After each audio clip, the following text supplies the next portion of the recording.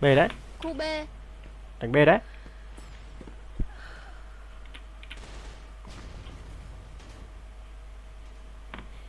Khu B. Khu B. Vãi trưởng. Lựu đạn, né đi.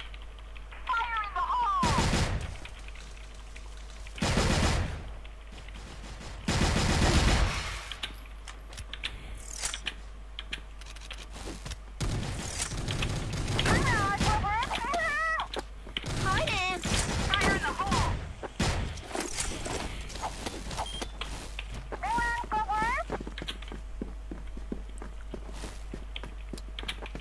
Mu nè.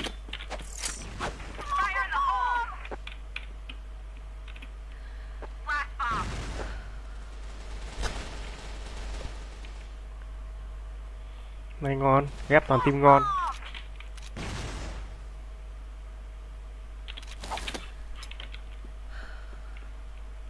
Lựu đạn, né đi.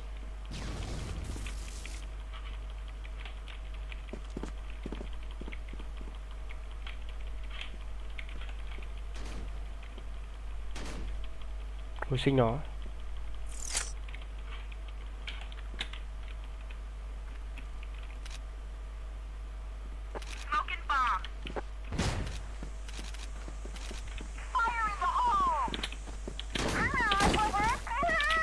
Khói nè.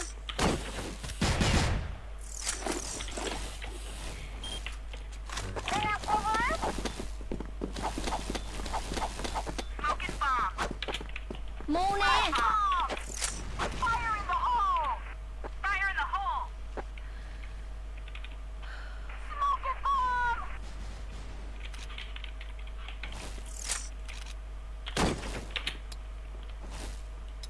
Lựu đạn, né đi. Khói nè.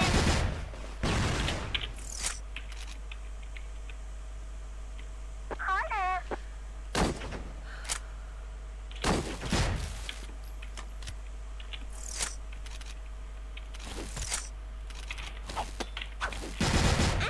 Để A1.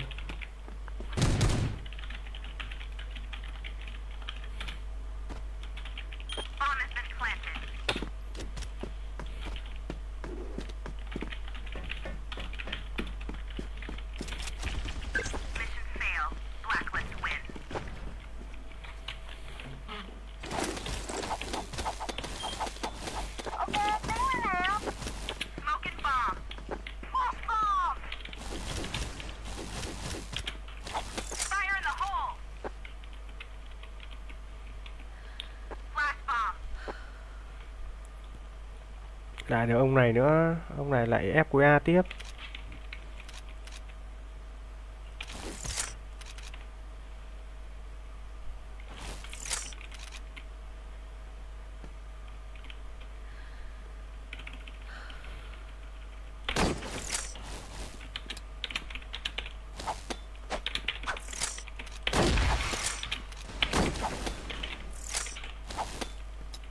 Lựu đạn, né đi. Khói nè.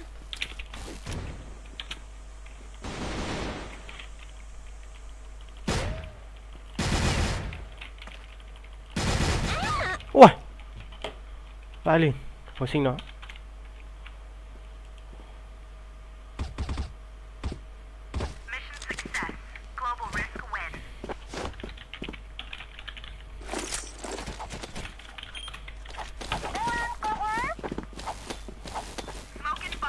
Khói nè. Mu nè.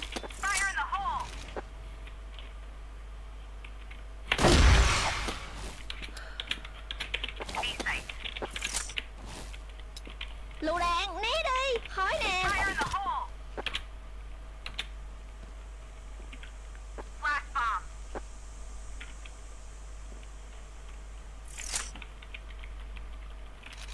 Võ mồm.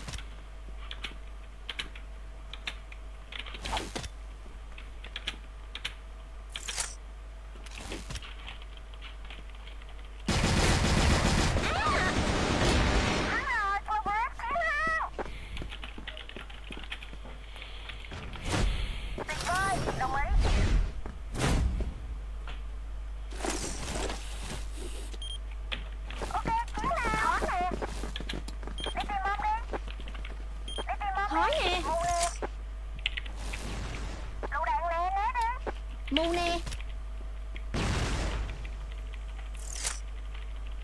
Phải chưa?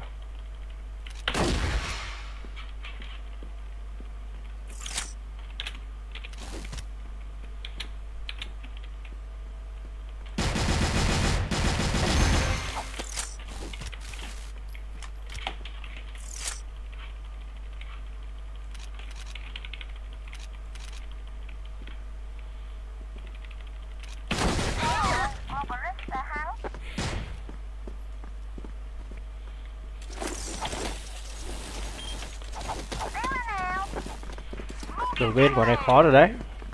Khó nè. Bề đồng thế. Lựu đạn nè, né đi. Mu nè.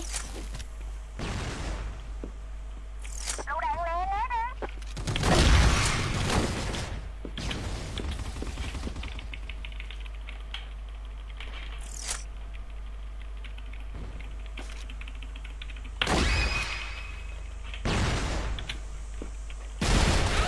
Ui rồi 1C B, 1C 1C. Trừ 97. Đen đen đen đen.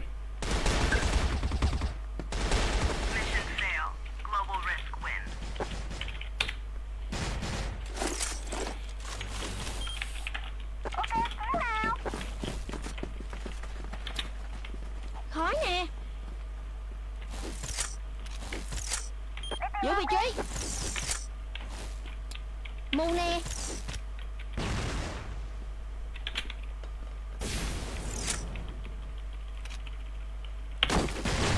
Đi, lại vào đầu luôn chứ.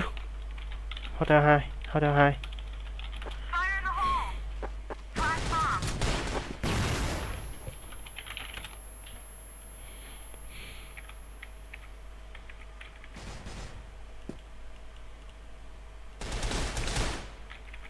Sợ dã man, nó bắn.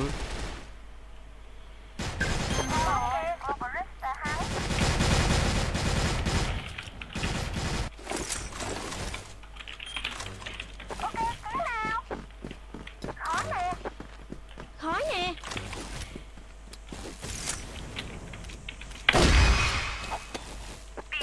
Mu nè. Lựu đạn nè, né đi. Tanh đi trước đi bạn.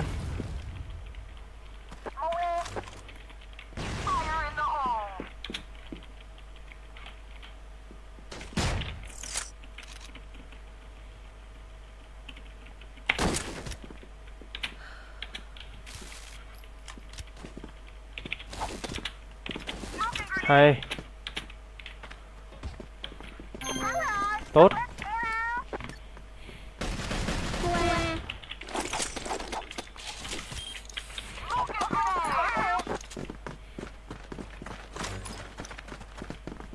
Qua. Khó nè. Mu nè.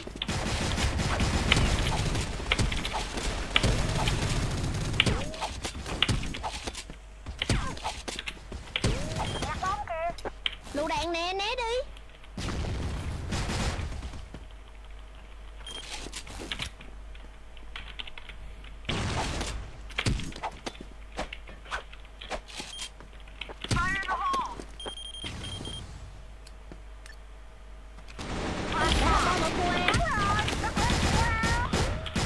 Win.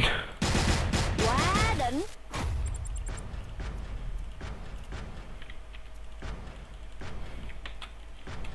Cuối cùng thì cũng win.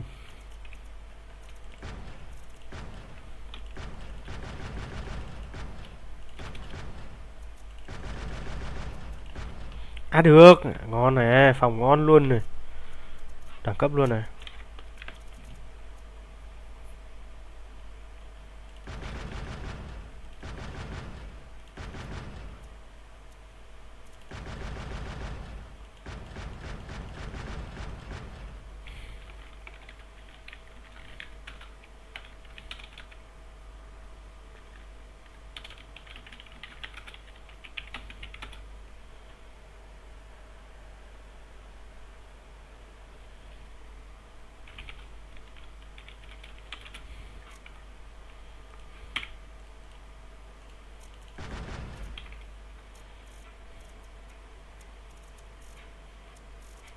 Được ạ. Team này bắn được ạ.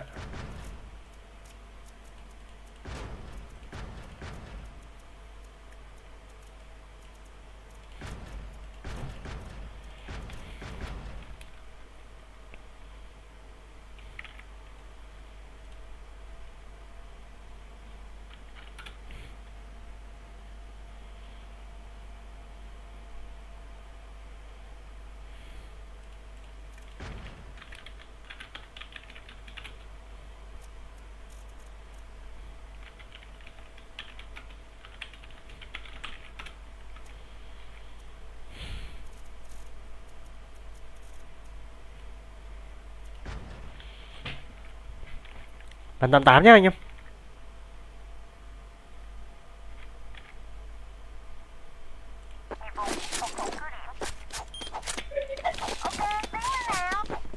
Đi. Sao lại moon trong này? Ion nạt cái hai vậy? À, Tình luôn mẹ đó. Ông rồi đâu? 2 giờ 2 này. lo. Út rồi, hai thằng nó về Út rồi. Nè, con.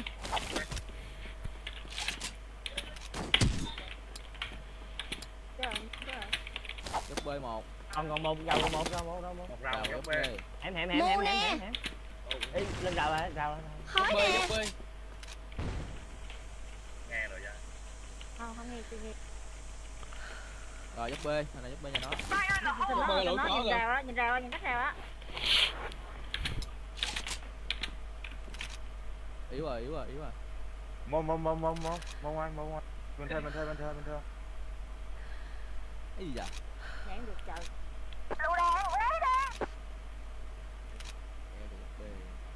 Em một C. Mạnh mẽ dưới đó luôn không? Muốn. Lựu đạn, né đi. Chạy đâu rồi? Bên thờ lần cuối nha. Bên thờ lần cuối. Con già bị tích luôn à.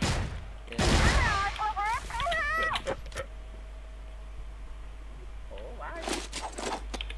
Mình lót người ta. Đồ cho một.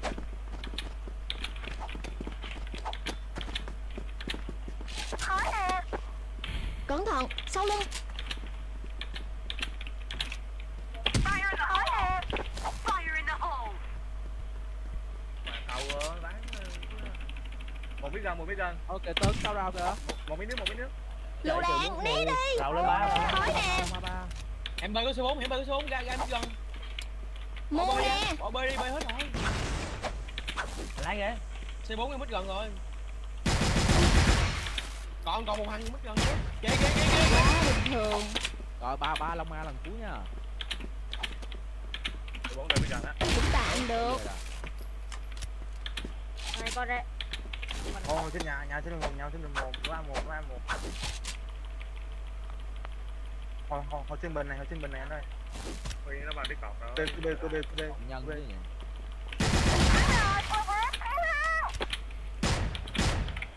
Rồi,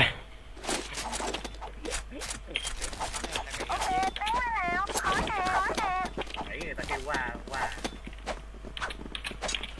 Hai bằng thằng. Đây. B1. Ba mũi rồi. Khói nè.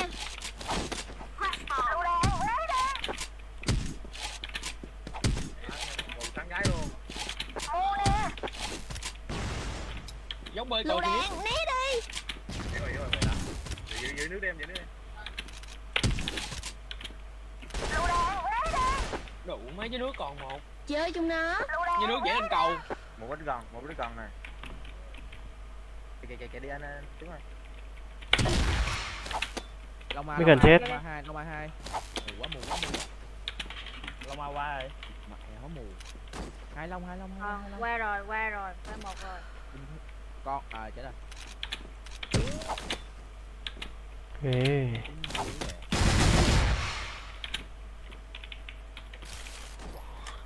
long ma Mua nè. Dành là có 100 đầu á. Ok, tiến lên nào. Khói nè. Khói nè. Mày nhảy cao rào cánh à. Ô đồ Ra đây, ra đây, ra đây. Fire in the hole. Lựu đạn lấy đi. Cô B. B site. B vào, có B vào hai kìa, có B hai kìa. Có B còn một, B2, Khói B2, nè. B rồi. Rõ mồm. Đủ rồi, qua đủ, ba mươi đủ, ba mươi đủ. Ba mươi đủ, ba mươi đủ. Quá bình thường. Yếu rồi. Thằng năng bơm rồi. Trời ơi. Gì vậy đâu. Lựu đạn, né đi. Mù nè. Lồn quá. Thế thì chịu rồi, chịu rồi. Hoa nó đi tám về. Khói nè. Chạy em rào hai nè. Bên không đẩy được rồi. Chơi chung nó. Lựu đạn, né đi. Đủ mấy em đầu 5 thằng. Khói nè. Khói mang dữ vậy. Khói nè. Lựu đạn. Hẻm đầu 3 phô nè, hẻm đầu 3 phô nè. Tuấn. Không dữ à. Đâu vậy? Câu vời á, câu vời á. Lựu đạn, né đi. Hất lờ lên luôn. Cao hẻm.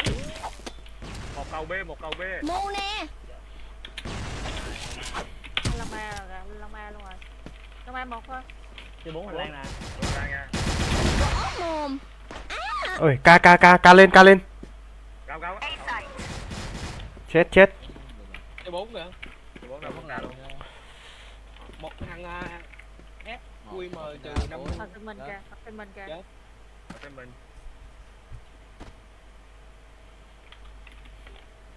Nó đây rìu còn lo ai. Thùng 3 rồi nha, Thùng ba. Có tờ mà.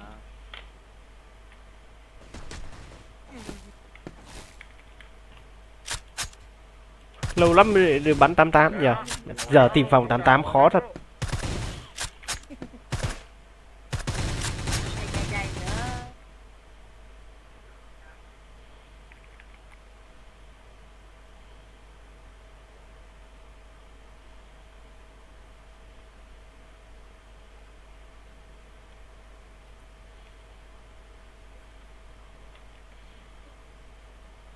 Để ra ngồi đây cũng được. Lô tô đây. Vấn đề đi. Làm tụi con chạy bê luôn. Chị bé chịu xe. Trời tụi con đi. Đúng rồi, nhìn qua em được. Đi.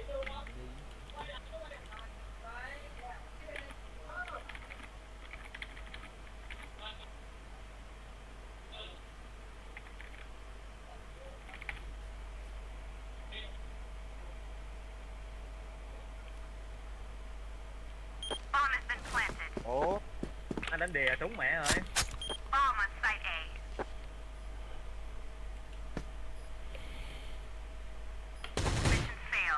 Cứ hàng ngon rồi. Bảo đánh đè đi, em không nghe.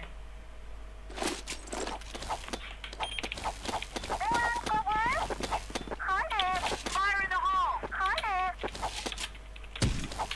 Đổ vô đi giúp thắng. Mù nè. Khói nè. Đây rồi.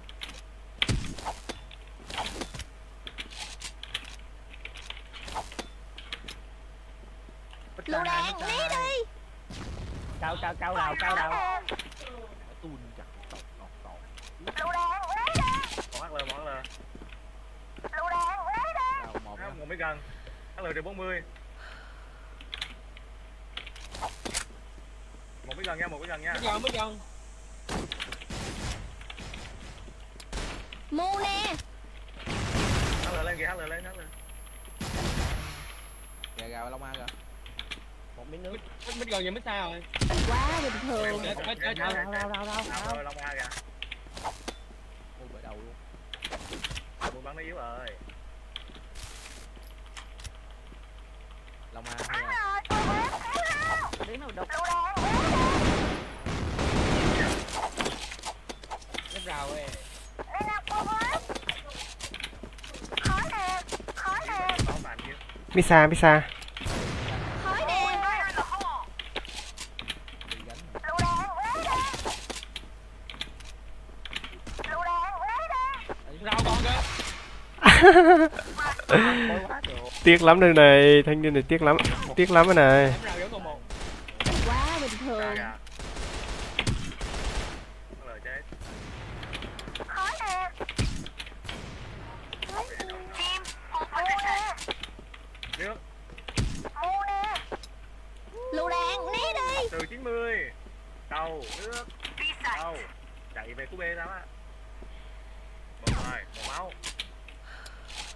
Fire in the hole. Mu nè. Smoking bomb. Bắn tanh đi nhở. Lấy tanh lên tanh bắn. Cái rào luôn nè.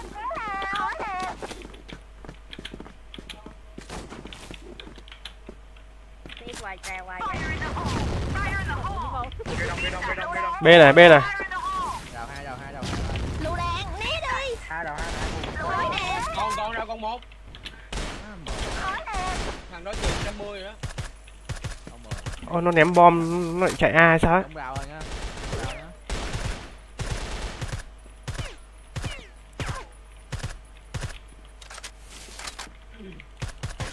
Team, hold Không position. thấy ai luôn.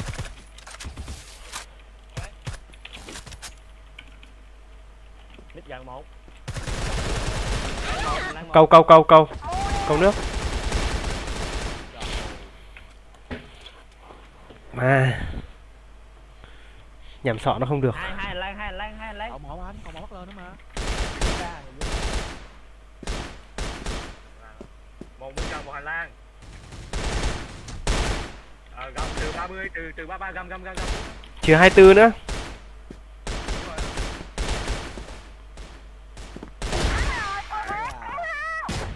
Mà Giang vui với bạn vui tên nợ chứ game đấy.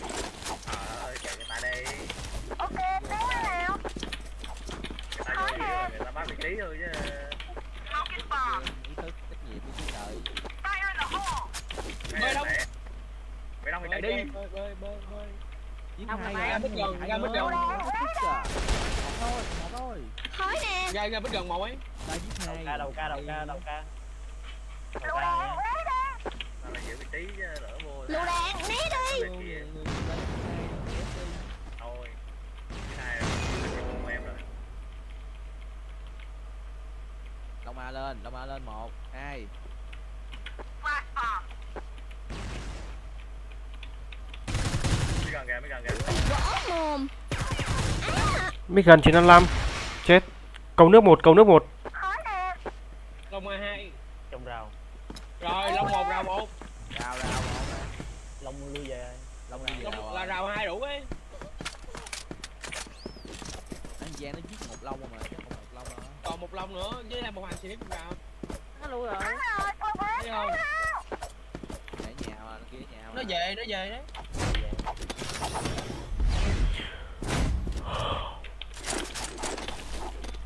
Mình bắn tanh không giết được người mấy. Bắn snip à. Smoking grenade. Lựu đạn nè né đi. Bung mít kìa. Bung mít nó vừa nhảy kìa.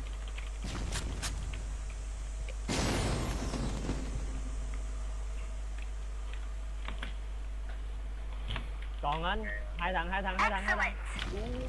Rào rồi. rào hai Rào con một. hém rào rồi Để bắn cây nữa kìa. Rào từ 30. Võ mồm. Lỗ A. Quá bình thường. 30. Hẻm rào thôi. Hỏi nè. lộn Mu nè. kia mới lộn trong nào giữa ép đục nó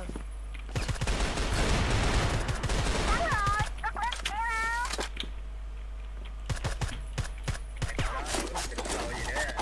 Bầm người để ông Giang. Thấy rào. thấy nó hút nhanh chịu gì nói Nó bật tâm nó ngồi nó bấm. Lựu đạn nè né đi. Ca. Sao đâu. Còn tin nó bắn qua kìa. À, nhà B. Smoking grenade. Lama L trừ nữa bình nè.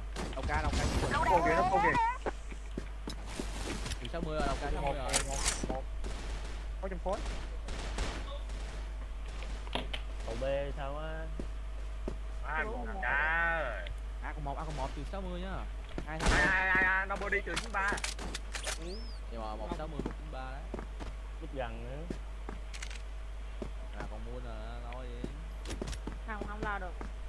ai lại Đi đi. lại xuống rồi thuốc nước các kiểu đi. Rồi thằng trừ 93 chết rồi đó.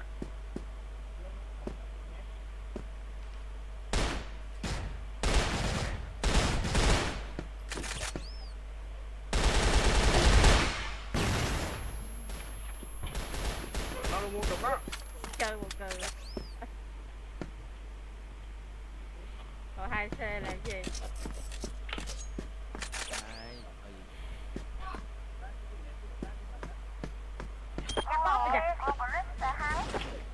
Đấy, Rồi 2C là cái gì?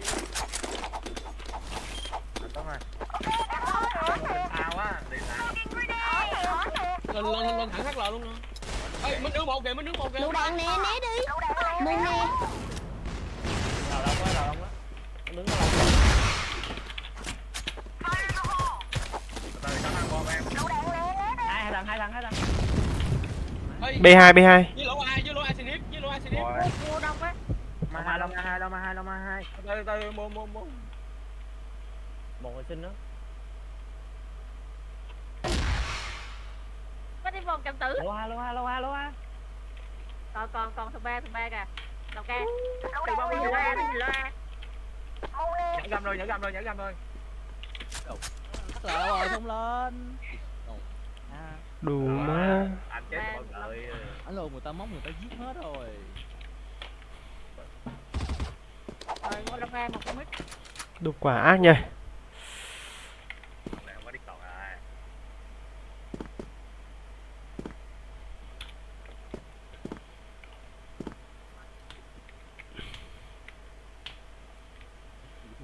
Nó bắn chơi game mà của Hà Hiếu. Người lại xin nào. Global risk win.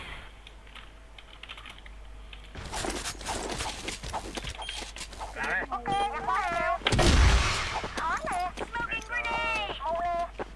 Khó nè. Tông mã đặt. Bên đâu vậy?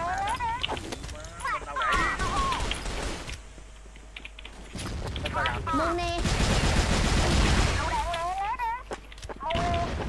Ca còn. Lựu đạn nè, né đi. Ôi ôi, một. Trời ơi, già bắn kìa. Trời ơi. Ê, có mít. Anh tao cũng mới chết thôi. Thực lên sao Chắc kia đây. Mồi em mồi chạy. Đầu ca mình. Loa. Lô A1, đầu K1. Đâu qua mình à. Loa chết rồi. Chạy rồi. Chắc rào á. Đi móc rào quá.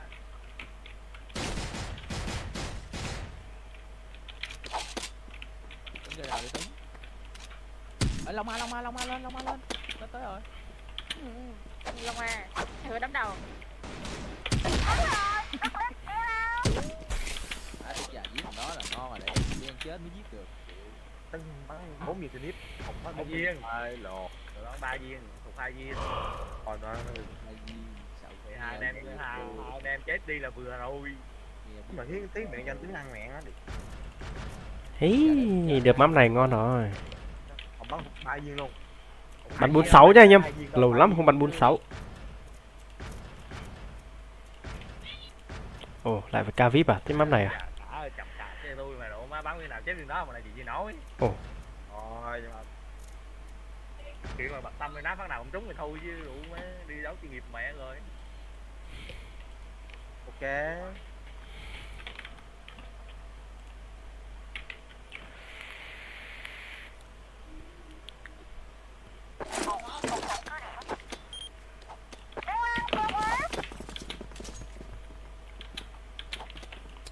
Khói nè. Lấy quả khó chì đi. Khó nè. Đậu mới nó thấy mình nứt. Đâu luôn rồi. Mạnh sức với đậu má vô chung mà vô sau luôn.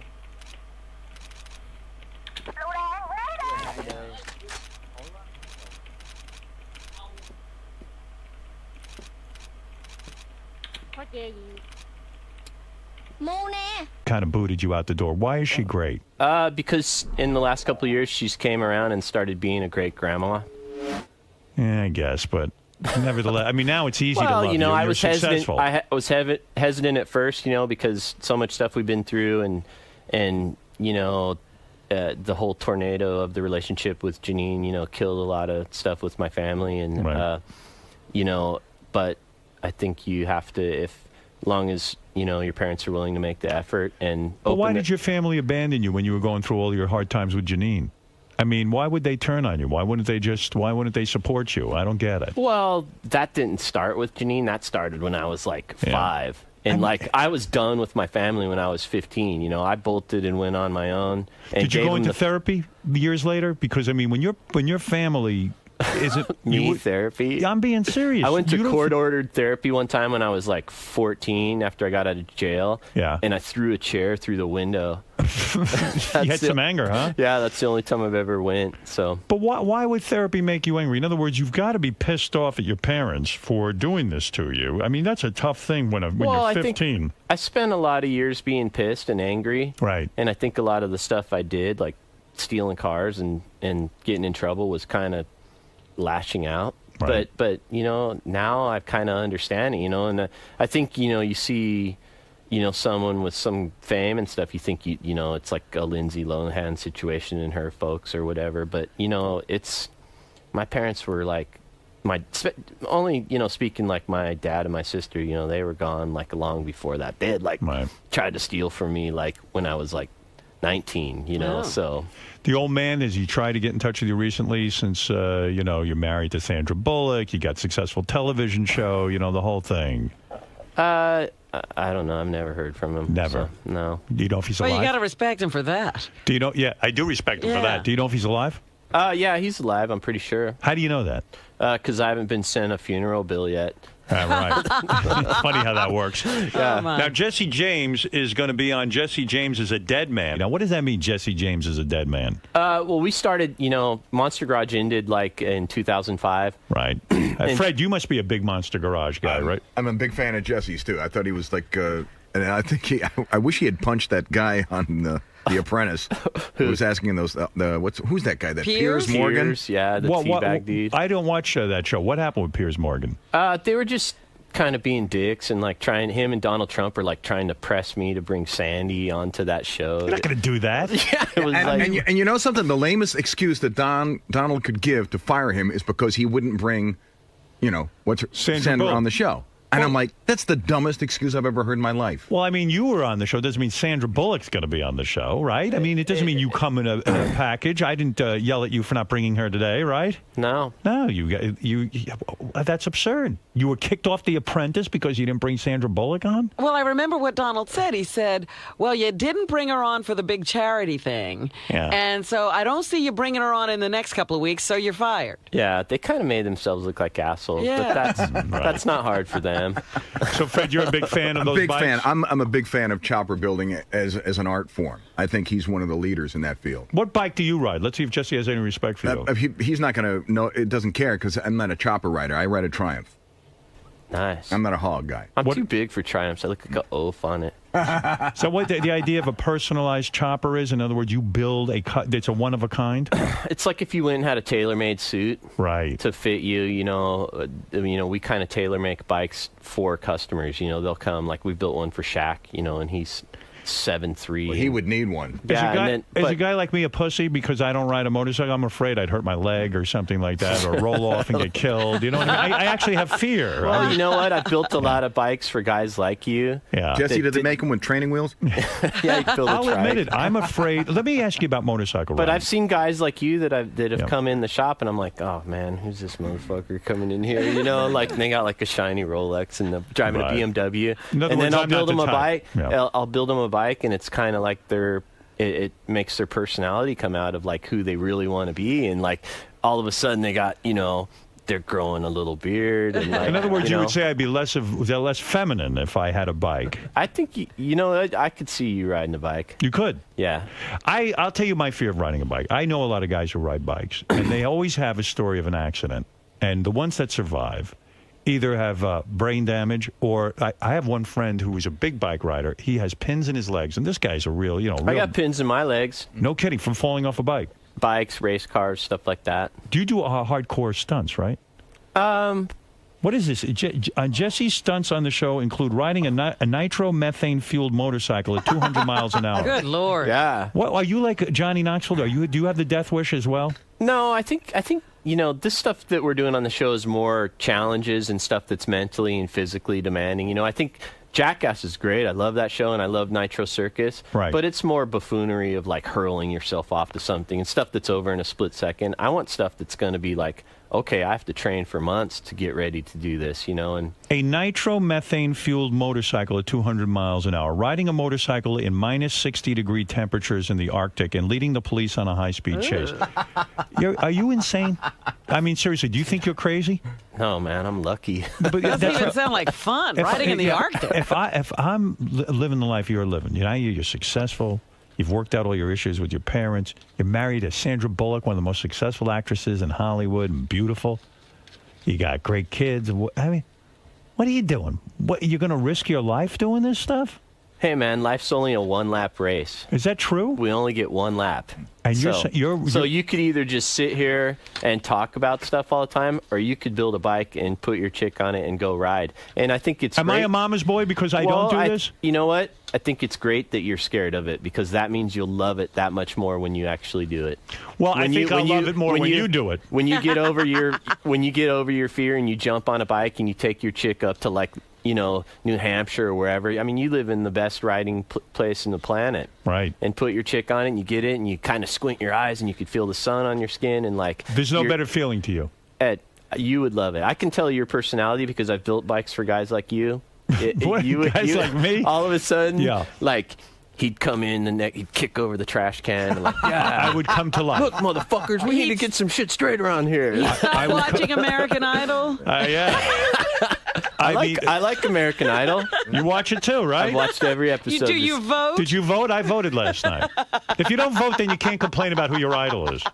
I sent 5701 to vote last night. Did you? Me too. 5701. I can prove it to you. I got it. You could go get my pager from the green Want to room. see mine? I'll prove it to you. Yeah. How many times did you vote last night? Just once. I voted 3 times. We're kicking you out of the club. Yeah. I hear what you're saying. I could see me riding on the back of your bike with my arms wrapped around you.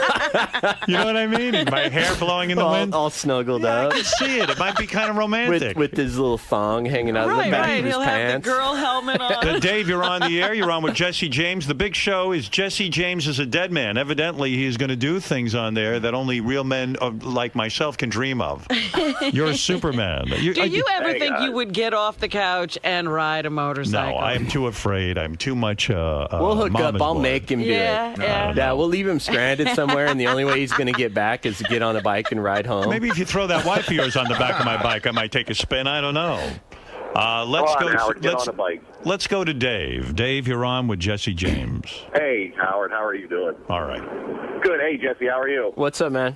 Hey, man. I big fan of yours and been riding bikes since I was 4 years old, and I got to agree with you to Howard there. He's got to get on a bike and experience it because it's. You know what's funny about this? There's a lot of guys out there riding bikes and living the wild life. Fred. I love it. And where am I in all this? You got to just do it. Missing it, Howard. Missing it. You know what? I think I'm too much of a mama's boy. My mother had tremendous fear. You are not riding. My parents told me that if I ever got a bike, I'd be kicked out of the house. Well, fuck it. I moved out and then got a bike. You're a rebel. You're your own man. Yeah.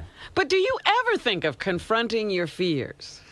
Absolutely not. You want to know something, though? Yes, I do. I'm going to be honest. One time he picked a hangnail, and it went all the way. You want to know something, went past Jesse? the nail bed. Jesse, in a way, you're right. In a way, you're right. I'm going to be honest with you right now. He's going to go to bed without brushing his teeth.